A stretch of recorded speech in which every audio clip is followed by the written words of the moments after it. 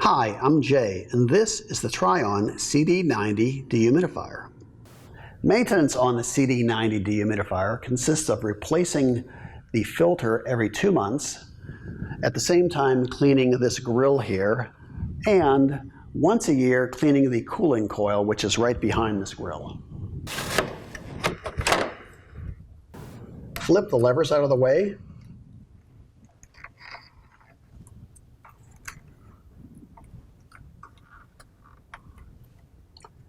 And remove the air filter.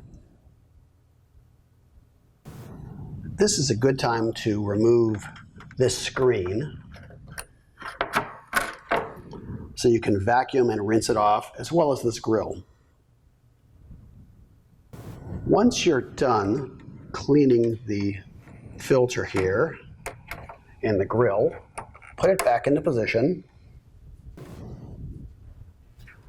Then take your new filter and reinstall it.